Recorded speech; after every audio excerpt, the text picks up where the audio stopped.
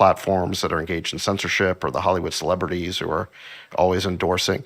So we kind of learned that I think we learned something about the nature of our government that we didn't know before. I think, and this is what I think is so important about this election, is it's not just about Trump versus Kamala Harris, who's going to be the president. No. It's going to be about how we're ruled. I mean, are we basically ruled by these entities, these corrupt entities, who are pretending to be a fair media or a neutral administrative state, but really are in cahoots together to they're kind of a ruling class or ruling party that is it's really the enemy of democracy. I mean, it's not.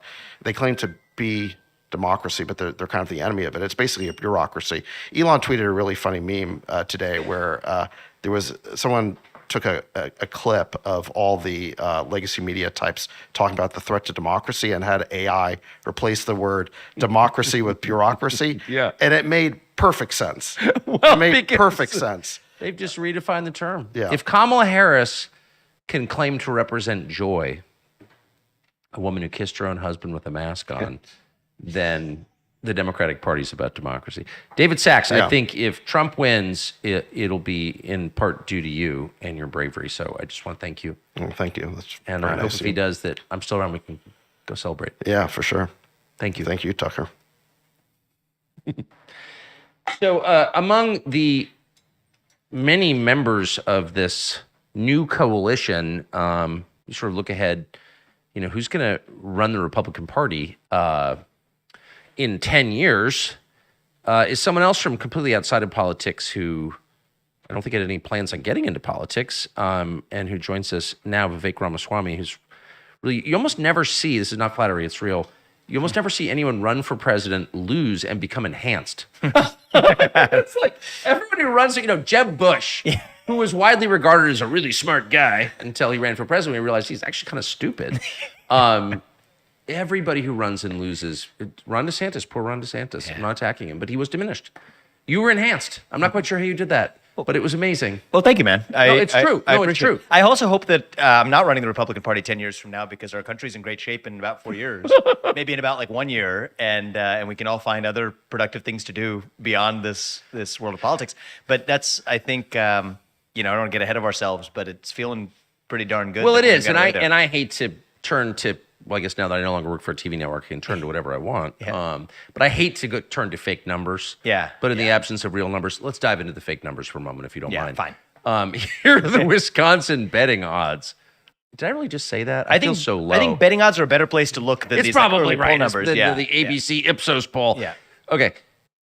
We are now on the question of who will win the election in Wisconsin for president. We are Donald Trump 56, Kamala Harris 44.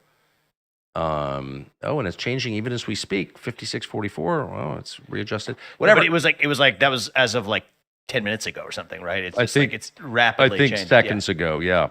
So you think he's got a shot at Wisconsin? Yeah, I think so. And I think we'll know Wisconsin probably before Pennsylvania based on how long they're actually saying the ballots are going to take to count. So it might be that we awful, because is it because Pennsylvania is such a long state? Yeah, I don't know. That doesn't seem like a very satisfying explanation. Oh, okay. In the year 2024, we're able to catch rockets. Tennessee is also a long state too, right? It kind of is too, right? We were able to catch rockets falling out of outer space, returning to Earth, but we can't count some votes that are submitted in the same rate that we did about 40 years ago. Actually, it's such an insult to the third world. Yeah, it actually kind of is. Because the third world does it well. Actually, for all the stuff about Puerto Rico recently, I went to Puerto Rico. I actually like Puerto Rico. I spent a lot of time there. And they do their elections really well. Single day voting on election day. It's a holiday for the entire island. Yeah. Paper ballots, and they actually make you, like that glass of water, it's like a die. You stick your finger in. You make sure that they check it like an amusement park to make sure you don't vote at multiple locations.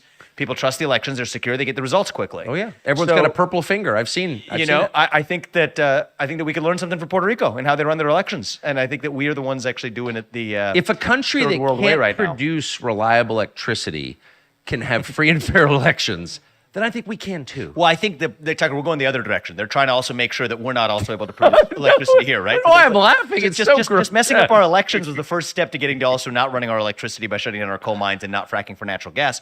But we're maybe about 7 hours from changing that for the country. So why would Barack Obama, and I'm sorry to be cynical, but I spent all 8 years of his presidency in the United States watching carefully. Why would he tweet out like it's a great thing that it's going to take days to find out who the new president is? Election workers are heroes. Respect them. Thank them. Don't share things before checking your sources. I'm trying not to use the F word on YouTube, but like, how dare you, Barack Obama? You liar! Lecture me about accuracy, and then let the process run its course. It takes time to count every ballot. Well, not in India. It doesn't. Oh, this came out today, though. Yeah. I think it's clear why this is coming out today. Yeah. So Obama's telling us like it's going to take forever to we may have leaks in the pipes in polling stations. If Kamala actually was surging, this tweet would not have gone out. So whatever. We all know it. Politics is a game of self-interest. They don't want to look like fools at the end of this. If it goes longer, there's some probability that things could change in their direction. So yeah, I think he's tweeting according to his incentives. I think that's again, pretty predictable. He is. You're exactly right. And I don't mean to feign shock. I watched this guy for 8 years, but have you ever seen an election go into overtime and the Republican win? No, not that I can remember. You've been around long. I don't think so. No. Yeah. I don't think this one's going. I think that, Trump used this expression, I think it was smart, too big to rig. I think we are, it certainly feels to me on our way to get there. So here's Chris Wallace. Here's someone I've never quoted. Chris Wallace is one of the most loathsome women in television. But let me just quote this headline. CNN host Chris Wallace argues Kamala Harris would be, quote, a miracle given exit polls. Well, I don't think a miracle is coming for her tonight. And, look, I think that one of the risks, I feel really good about tonight, and that's great. And hopefully wake up tomorrow morning, maybe even, and, we know that Donald Trump's the next president. That's the start line, right? And so if you look at just every way this machine, if we just trace the last year, right? What has this machine tried to do? Civil suits first, then criminal suits, then extrajudicial attempts to remove him from the ballot, then more extrajudicial attempts on his life. Not one, but then two. So they've tried every trick, and that hasn't worked. And he is still going to win. It looks like, I don't want to count on chickens here, but resoundingly, what's the next remaining step is to impede the administration. And there's multiple ways to impede it. You can impede it through the front door. You can impede it through the back door. And so I think that in some ways, this idea, and I think the little bit of the feigned retreat, the psyop, self-consciously and all of this, even if we're not aware of it, is that somehow November 5th is like, yes, then we've done it. Or November 6th, we wake up tomorrow morning, we think we've done it.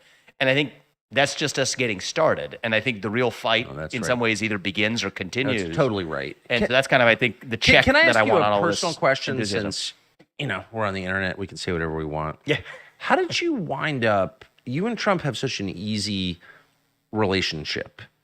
He seems to like you, you seem to like him, you ran against each other, but you don't do the ass kissy thing that a lot of people do. I can't. Well, okay, but I watched like Mike Pompeo was just like giving Trump a tongue bath every time. Oh, Donald Trump, your hands are so large, or whatever. It's just like repulsive and it's transactional and false, obviously, as Mike Pompeo is.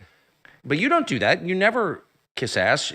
But you're direct and nice. You just seem to get along. How did you get along with the guy you ran against? I guess. Yeah, I think one of the things that I committed myself to in the race is the easy thing to do would have been to slam Donald Trump for something that he said that you disagreed with. Yeah. And for me, he actually was objectively the best president of the 21st century. And people said, how could you run against him and say that? Well, first of all, that's like the easiest thing you could possibly say. You got George Bush, Barack Obama, Joe Biden, and Donald Trump. So it sounded really great, but it's like the most obvious statement I could have made. And people said, oh, is he running as some type of, Trump ally in the race? So to the contrary, I think we started from a good place. The hottest Supreme Court justice. The best caterer in Tajikistan. Yeah, but that understates actually how good of a job he did. And I think it's our candor that allowed us to build a pretty good friendship afterwards as well. I knew him for a while, but we've only gotten to know each other really well after I left the race this year. And yeah, I'm not a natural sycophant, and I think that Donald Trump actually appreciates having people around him. You know what? I agree with that. Speak, and I respect him more because of that, because that's not the media narrative that you get about him. But what I've seen is he's somebody who wants to be challenged. He likes to actually, when he asks you for a question and you're just giving some sort of nodding response, that's not helping anybody versus sharing what your actual opinion is. Now, he'll bust my balls sometimes for he'll say, you talk too fast or give me a headache. But he's joking around with me, and I think that's part of what's made us have a pretty good No, I relationship. think that's absolutely right. I think it's really insightful what you just said. Trump does love the butt kissers, but he likes the people who don't butt kiss even more. Actually, I think that's true. I think that's true. Yeah, and good for him. Yeah, I respect him more for it, man. So when do you think? I'm sorry to ask you about politics, but you ran. Yeah, I know. When do you think we know? So I should tell you, there's a lot of things that I think I have authority on. Horse race politics stuff is absolutely not it. But I think probably tomorrow morning. I think Wisconsin, we know by tomorrow morning. So I think basically it'll go Arizona, North Carolina, Georgia, Wisconsin. And then that's basically game over. So Pennsylvania will still take a long time, and I think we're going to win Pennsylvania. Credit to a lot of Elon and Scott Prestel and a lot of people who have laid a lot of groundwork there. Not necessarily the traditional party machinery, but the outside of party machinery that's laid a lot of groundwork there. It's not the traditional party. I mean, if you look at Arizona, I'll give a lot of credit to Turning Point. I think they've done a really good job out there. Incredible. Definitely. I mean, I visited them recently. The analytics too. were really. I mean, just like as like a business person looking into the rigor with which they're running it there, and to some extent in Wisconsin too. I'll give Turning Point a lot of credit for those two regions as well. But who cares about who gets the credit for what? It's the objective. Well, it's interesting. No, it does But matter you because learn it's for the not the future. party that did it. You It's learn not, for the future. Yeah. It's not the RNC. It's Charlie Kirk, who's like Yeah. 30 and doesn't have a college degree, and it's like turns out to be better at kind of a running. genius at this, actually. I absolutely agree with that, and I think a really good guy. But so that's meaningful, though. So if the biggest players in all of this, you had no background in politics at all, right? Zero. Elon Musk, Totally. Charlie Kirk. I mean, these are just people like Donald Trump himself. Totally. Who came from outside and have really. Do you think the Republican Party has permanently changed? Yeah, I do. I think that this is a redefining election. I think that's what makes this win even more exciting is that the Republican Party, to use a Kamalaism, we ain't going back. And I think that's true here. And that will be one of the parts of this victory where, like, I'm just thinking about, I mean, we're, again, here talking, let's just talk frankly, right?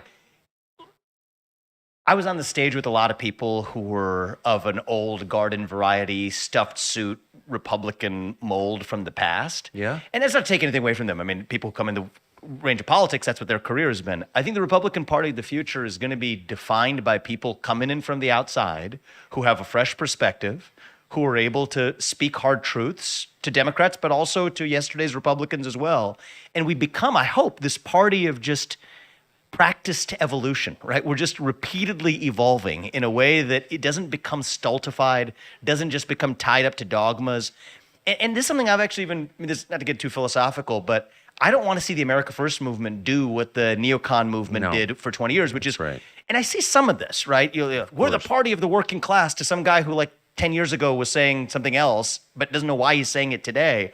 I don't want people saying things out of habit. No, that's like we want people who understand why they're saying them. And, people like Elon and people like Bobby Kennedy, who I respect, and JD is an outsider. Donald Trump is the ultimate outsider in this. I think that it's going to take people coming from the outside who are thinking people, who, by the way, all of us who I just named don't agree with each other on 100% of issues. Right. And that's cool. But that, I think, is going to be the character of the new Republican Party going forward. And it is new. And this really is going to, and this is a concern for me, wreck Mitch McConnell's retirement party. I think. You know what I mean? Yeah. I just wasn't around in politics enough to know enough about that legacy to even care about it. So let me just bottom line it by saying that's a good thing. Yeah. It just doesn't matter to me. Vivek, I think we're going to have a long conversation later this week. I'm looking forward to it. When we're going to know, I really am too. Yeah. About what comes next. Thank you. Take it easy. Good to see you, man. Thank you. All right, so nobody has done more live events. No one's been on the road more. No one has asked for less credit than our next guest, Donald Trump Jr. Don, how many events have you done? I actually don't know. I know October 2020, I did 104. So I imagine I matched that, maybe did a little bit more this time around because that was like peak COVID and no one was willing to do stuff. So I can't tell if I did more or if I did a little less because it was more than just me on the road. But no, it feels really good right now, Tucker. I mean, I died 2 days ago, but it's just you're like Joe Biden right now. It's caffeine, nicotine, testosterone, and adrenaline. That's all I got.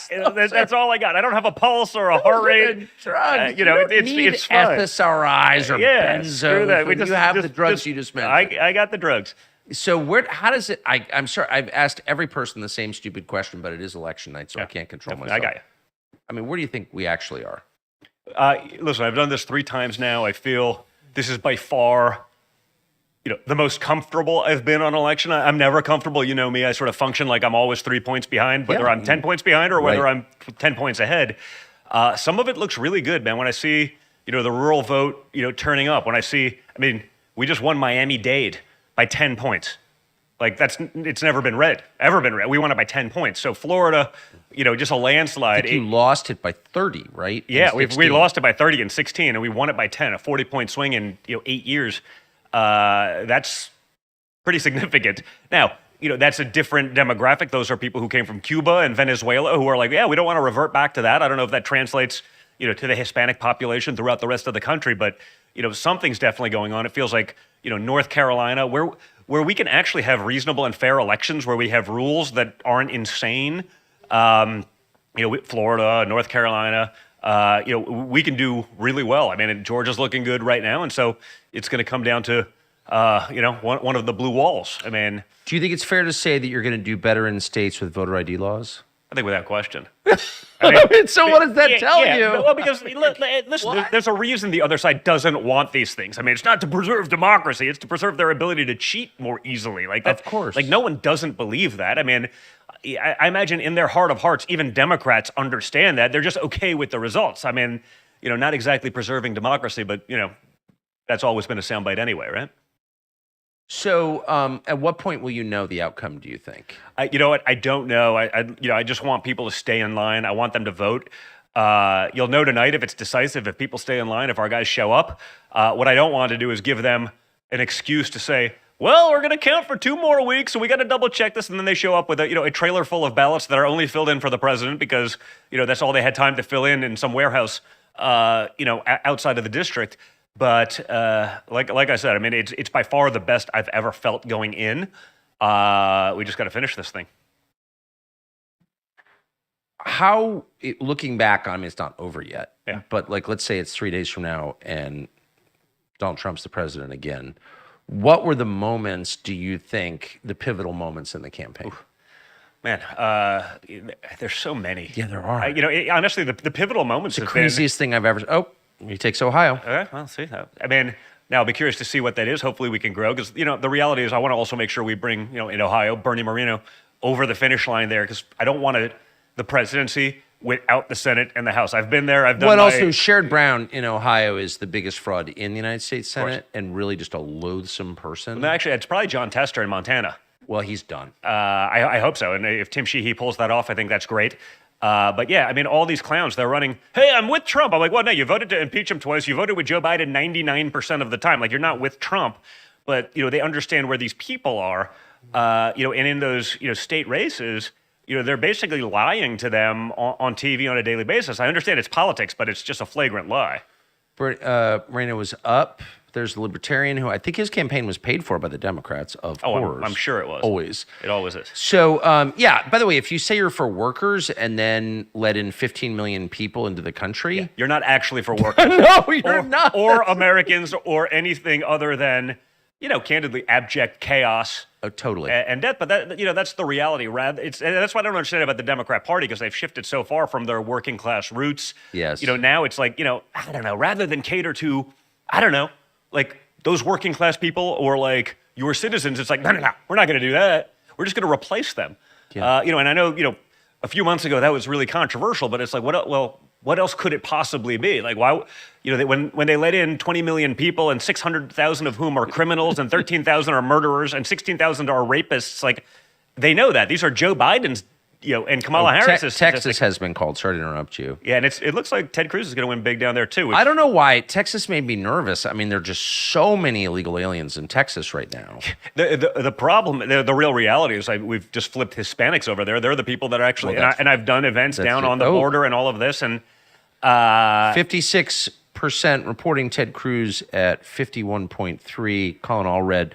More money spent for Colin Allred. Like every actor in Hollywood sent money to Colin Allred. Well, and that was the same thing. I was with Ted Cruz, back the last time he ran 6 years ago, and I was with him on the bus. They're like, hey, can you help us out? And, this is, when it was still a little bit, rougher, and but we had a good relationship by them, and him and I sort of got along pretty quickly. He was sort of quick to come around, actually, after sort of a rough primary. It was bitter. I know, and at 16, it was brutal. And then, Tommy Hicks, my good buddy, and I, because of hunting, basically, all my friends, half of my friends are Texas, and they're basically like, hey, you want to come? What the hell was it? It was that Bill Kristol, I don't even know the name of the group anymore. They're so irrelevant. The hell is the name of that group that they have? Bill Kristol's group.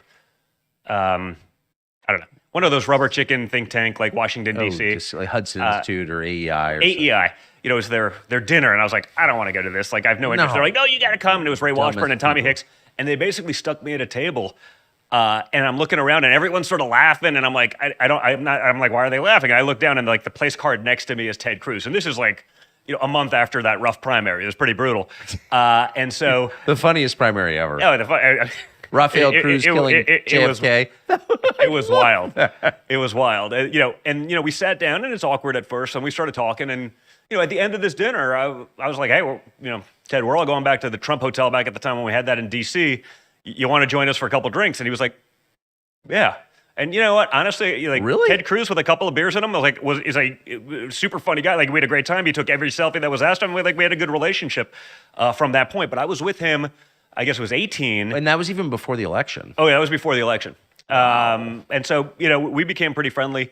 And then 18, he was like, hey, can you come down? And we did like 5 or 6 events one day, like a week from, his race.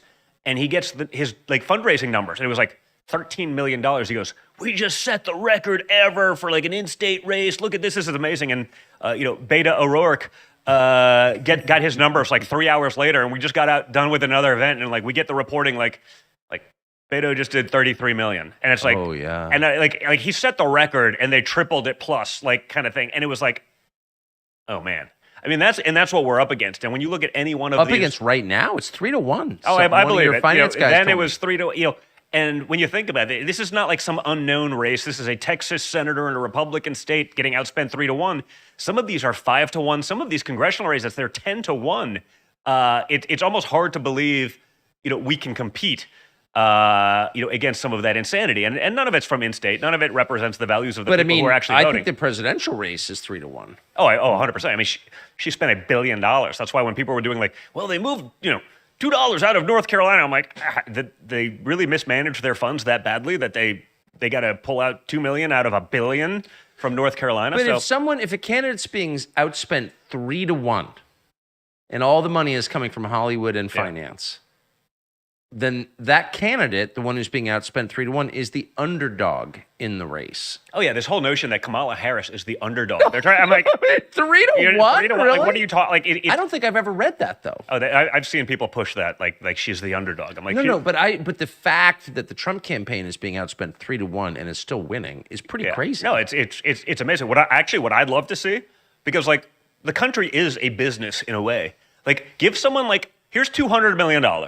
And come up with a lower number for the Senate. But they're going to spend $200 million against Tim Sheehy in Montana, like Chuck Schumer. 200. You know what $200 million is in Montana? A state of 1 million people with a cheap media market. Like that's billions. If you were spending it in a bigger state, it's insane. I'd love to see the presidential race. Here's $300 million apiece. Like, run it like a business. Do it efficiently. Like, come up with, like, make sure people actually know. Because when you have unlimited funds, it's sort of like Ukraine, right? When you have unlimited funds, why would you ever get to the table? Why would you ever work? Totally why would you right. ever, like, It's do something exactly smart? right. I'd love to see something it's like that. It's like inherited money. It's why they're all drug addicts, right? Yeah, it's disgusting. And, when I think of the money that's blown on these things, and then, the special interests and this, and then everyone gets, like, man, it'd be nice to cut some of that out and just be able to, like, do what Americans actually want, not what the guy that bought you for the last, 2 years while you're running a presidential, actually wants you to do. And so, yeah, I guess that's why they also hate Trump, is like he hasn't been bought. Well, he definitely He doesn't care. When he goes to these fundraisers, I've seen him yell at these guys that are big donors. They're like, I won't even mention names. You'll know them because I'm sure you actually loathe some of these people, because I know I do. But I saw a couple times where, they just sort of went really anti-Trump and then tried to come back around, and he doesn't even open the door, just talks to them like you would a petulant child. And I'm just like, well, there's $25 million out the window, but man, it was worth listening to that. Well, I just watched that about an hour ago. I don't know if you were in the room with your dad, but there are all these big donors in the other room right there. And he was joking with one of them, who's a very famous, one of the richest people in the world. And he starts making fun of him. Yeah, no, like ridiculous. Like, I don't think anyone has spoken to this billionaire that way ever. And it was, it was joking around, but it was this example that I'm talking about, was not at all joking around, and it didn't it didn't matter. You just see this guy that's, worth 12, 15, 20 billion dollars, just walk away with it, like his tail between his legs. Now, he doesn't give you the money which you need to combat some of the stuff, but I was like, you know what? We probably could have deployed that capital, but man, that was worth it. That was the best 25 million I've ever seen just burned. I love that. Douse it with lighter fluid and set it ablaze. It was sort of so, yeah, man, it was interesting. Last night, just being in Michigan at 2:00 in the morning, watching an entire stadium still energized and invigorated, and just being sort of, I think we win. I think we do great. Whatever it is, but it was man, that was sort of an end of an era.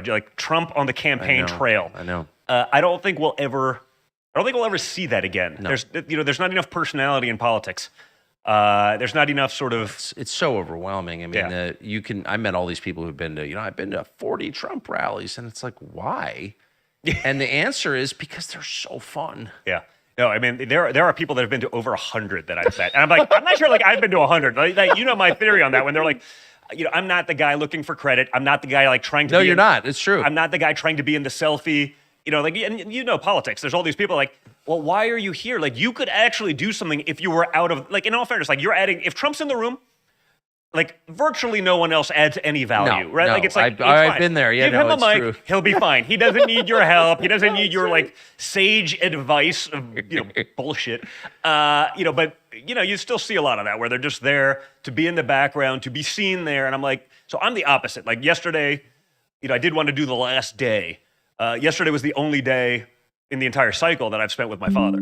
I just was it fun? It was great, but I'm kind of like my dad that way. I rather have the mic also.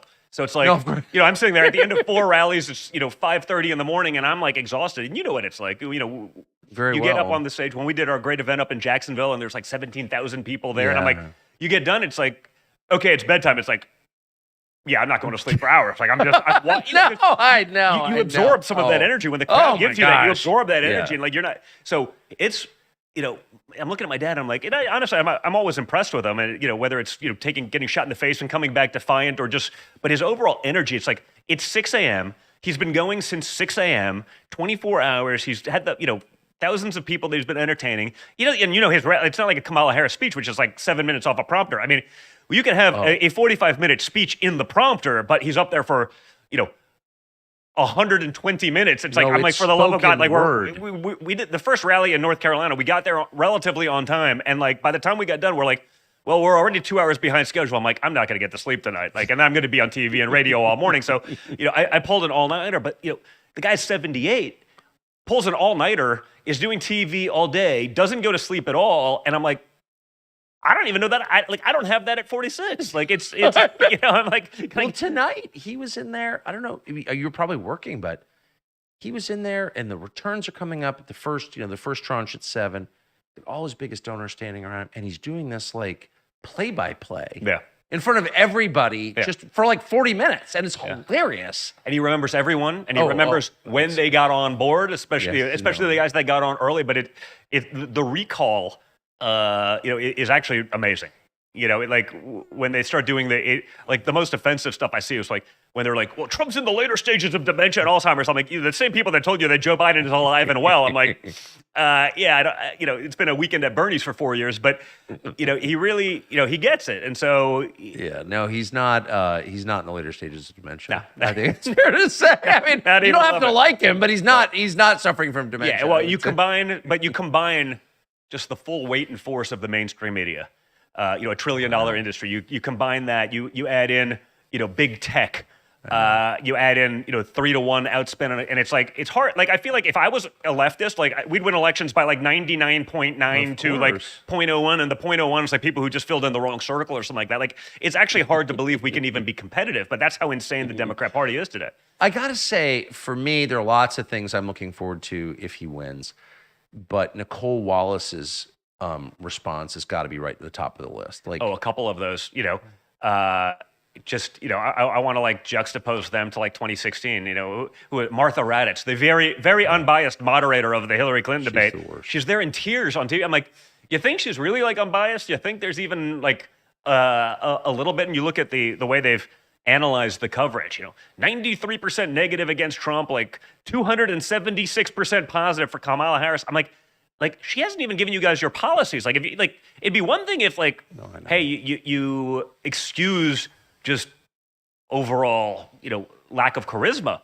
But like, she wouldn't even tell them their policies. It's fine. Like we'll figure out the policies on January 20th. They have We're all no in. self-respect. It's brutal, right? Like it's hard to believe that you can even have a close. Wallace is just, there's something about her. It's just, Yeah.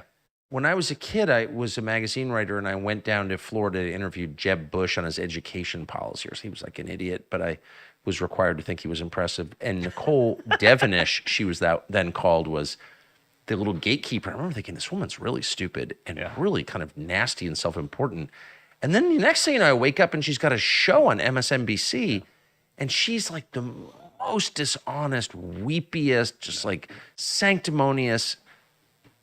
Don't you think that her like melting down on MSNBC will make all of it worth it? 100%. Like, even 50 hours of congressional testimony for treason. Like, they're like, why'd you work so hard on this, Don? It's like, well, because I don't want to end up in the gulags next. I mean, you and I would have fun if they put us next to each other, but they probably separate us. But it's insane. But no, it's interesting when with the media, with politics in general. I came from the business world. Like, like you don't just get lucky.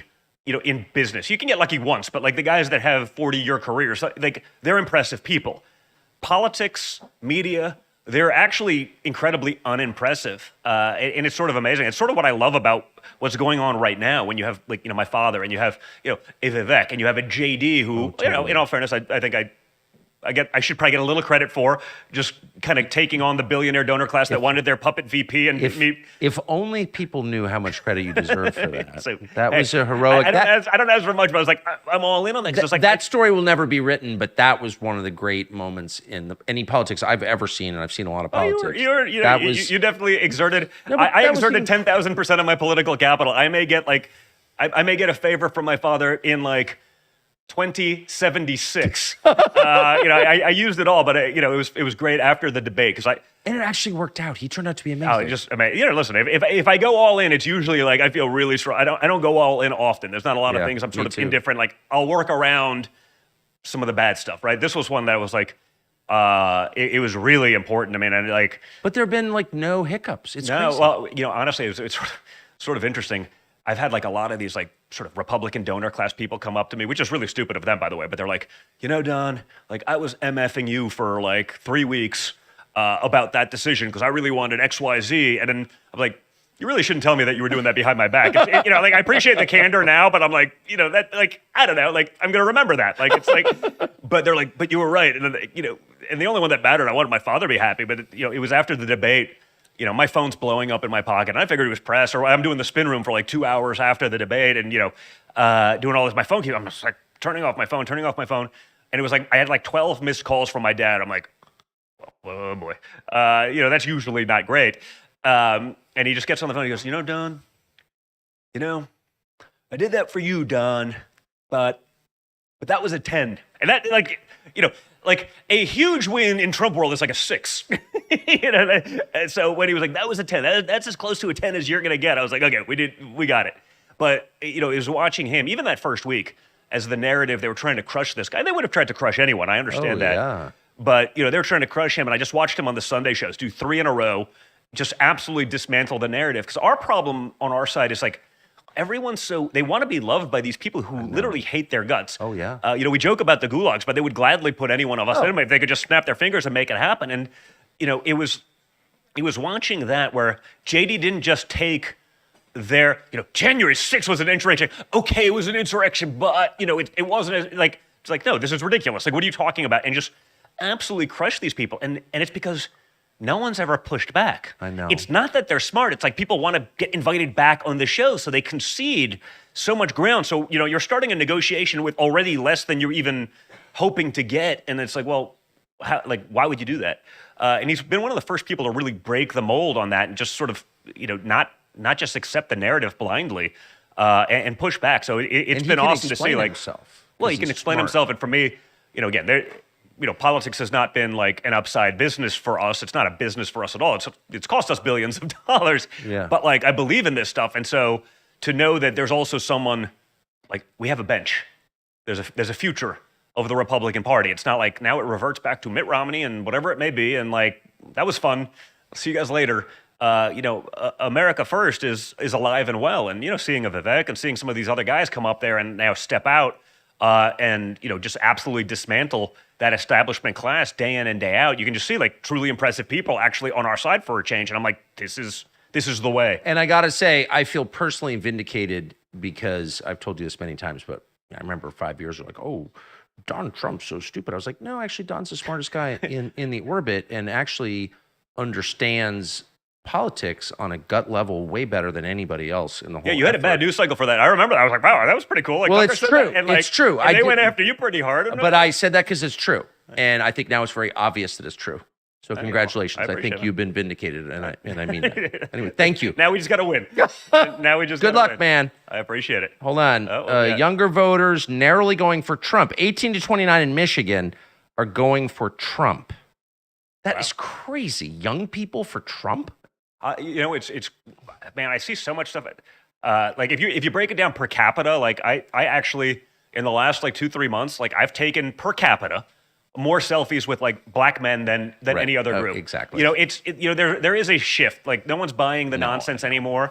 It doesn't mean this is it, but it feels so good because of that. It's it's not the old white guy in a MAGA hat anymore. It's a big deal. Baldwin County flipped it for us, huh? Trump flipped Baldwin County. It's 41% black. He's the first Republican to win in 20 years. Amazing.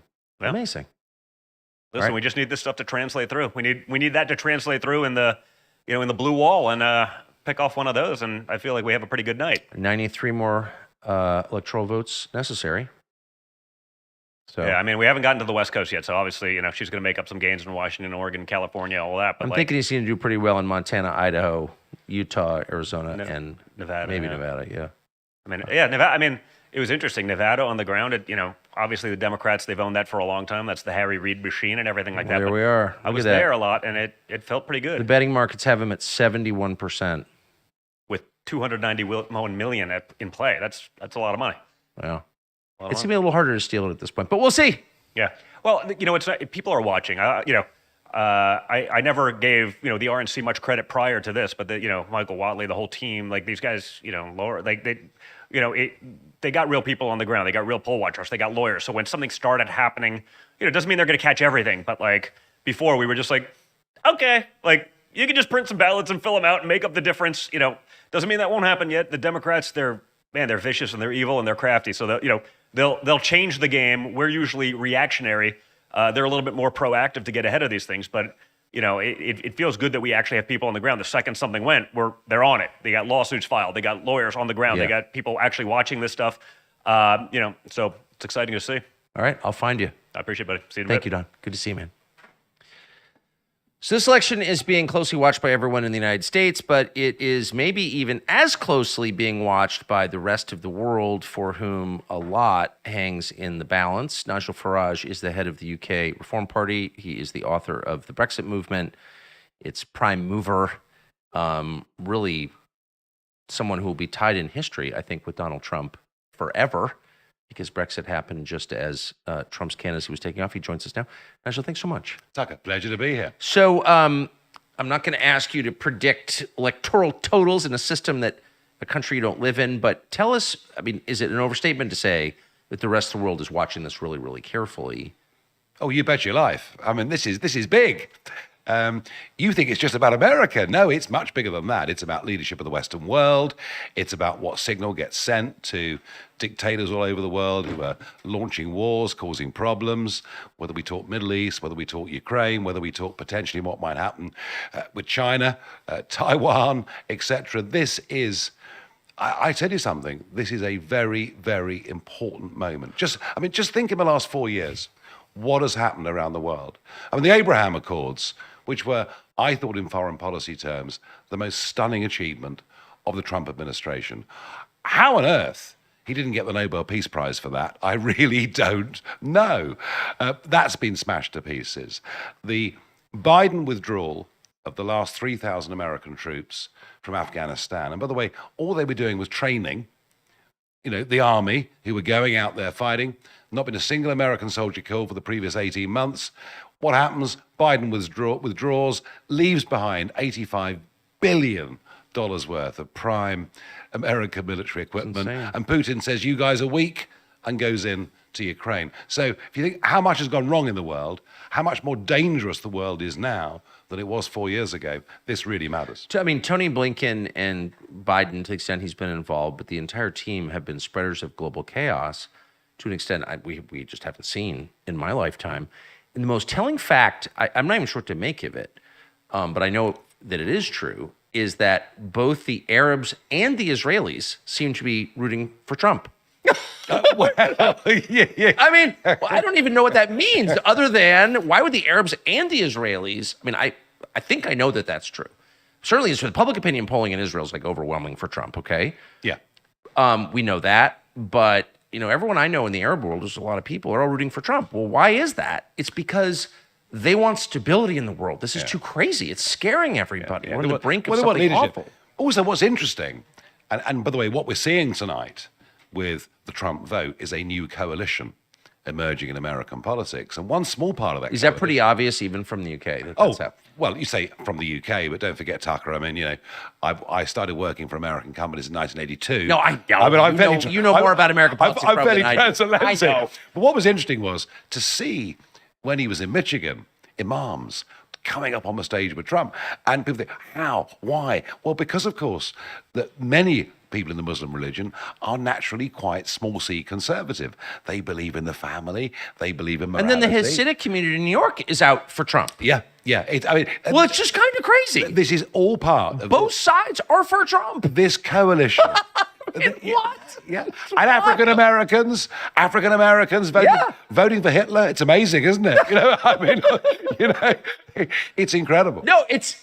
I hadn't even thought of it, but that's such a smart point. So you have Arabs and Israelis. You have rural whites from North Georgia in the mountains, and then young urban black men in Atlanta. Yeah. All for Trump. Yeah. And Gen Z. Young people. Really interesting to see. There's a massive change going on here. It's huge. And can you believe, amongst young people, and I'm getting this on my side of the pond as well, amongst a lot of young people, suddenly to be conservative is cool. It's trendy, it's fun, it's exciting, it's real, because it links into ambition, it links into bettering yourself, it links into wanting to sort of succeed in the world. Now, this new coalition that has formed over the course of these last few months here is remarkable. And actually, I think after the win tonight, and I'm still feeling very bullish about the outcome, after this, there is a chance to build something that could last, I think, for many years. Amazing. Last question. Do you think it does seem like Kamala Harris, and I understand how the Democrats sort of boxed themselves in with Kamala Harris. I don't think that they would have chosen her if they'd had if they were able to sort of plan ahead. But the idea that Kamala Harris is like the most impressive person in a country with 350 million people to lead the most powerful country, the lies that the media are telling us, they seem too preposterous, actually. Like maybe they just went too far. Maybe there's a lie that's just too absurd, and that's why they collapsed. Well, hang on. The whole thing's been absurd. I mean, the last 4 years have been absurd. I mean, the fact you've had a president, sort of openly, obviously senile, president. Was that obvious to you? Oh, goodness gracious me. I mean, I could see it on day one. I mean, the whole thing. I mean, Like, what did you think? Like, you're sitting in London. well, I tell you what. And you're watching I this. tell What you do you what, think? what does the world think? Well, that's what I'm asking. What does the world think? We think, what on earth has gone on to America? How can they have sunk to the depths of having a man like this leading them and at the same time making the whole world a more dangerous place? And yet, mainstream media covered it all up. Kamala that's Harris for sure. covered it all up. So yeah, I mean, the whole thing's been an embarrassment, really, hasn't it? But I mean, it's unbelievable. But also on the coalition, there's been a coalition of leadership as well. I mean, clearly Donald Trump is way head and shoulders above everybody else. He's like, in British terms, the king. He's there. In British terms. In British terms, obviously, because we wouldn't want to mention that here.